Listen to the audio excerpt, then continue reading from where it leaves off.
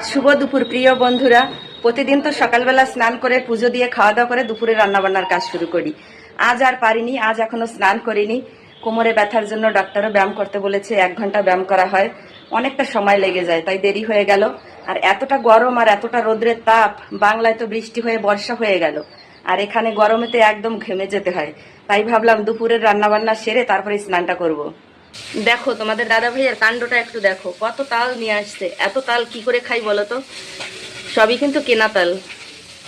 নিচে বসে তো আর কাজ করতে পারি না, এখানে দাঁড়িয়ে দাঁড়িয়ে মাছের ঝোল করব। মশলা বেটে রেখেছি, একটা আলু কেটেছি, এটাও মাছের ঝোলে দিব। এখানে দেখো কি মাছ নিয়ে এলো, ফলি মাছ। এখানে কিছু আছে সমুদ্রের মাছ, কই মাছ আছে কয়েকটা, আর এখানে আছে শিং মাছ বা জিওল মাছ, যে যেটাই বলো না কেন, একদম দেশি মাছ পেয়েছে এগুলো সব। এদিকে যে কচুর ছোট যে গাঠিগুলো আমি তো বলে থাকি, ওটা কেটে রেখেছি। এখানে কুমড়ো শাক। আর রান্না বান্না শেষ করে পরবর্তীতে একটু দেখিয়ে দিব যে আজ কি কি রান্না করলাম। আজ না খুব সাধারণভাবেই করব, এতটা গরম। বললামই তো স্নান করতে পারিনি এখনও, রান্না শেষ করে পরবর্তীতে স্নান করব, না হয় ঘেমেই আর এক স্নান হয়ে যায় আমার। এখানে রান্না চাপিয়ে দিয়েছি। এখানে কিছু সমুদ্রের মাছও ছিল, আর শিং মাছগুলো। এদিকে মাছ ভাজা হচ্ছে, কই মাছ, ফলি মাছ। আর তোমাদের একটা কথা বলি, এগুলো ফলে মাছ।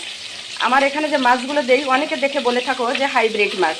আমাদের এখানে এই সব দেশি মাছগুলো খাওয়ার লোকই বেশি নেই, তাহলে কেন চাষ করবে? যেখানে চাহিদা বেশি সেখানেই তো চাষ করা হয়। এগুলো একদম দেশি মাছ, যে শিং মাছগুলো দেখতে পাচ্ছ, কই মাছগুলো সবই। ঠিক আছে, তাহলে রান্নাবান্না শেষ করে পরবর্তীতে দেখিয়ে দিব আজ কী কী রান্না হলো।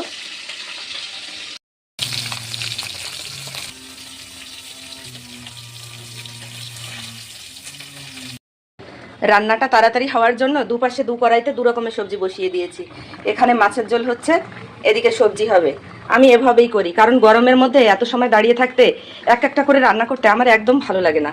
আমার মতো কে কে এভাবে করো অবশ্যই একটু কমেন্টে জানাবে। পরবর্তীতে ভাত বসিয়ে দিলে গরম থেকে সরে গেলেই বাস। রান্নাটা শেষ করে চলে আসছি, একটু দেখিয়ে দেই আজ কি কি হলো।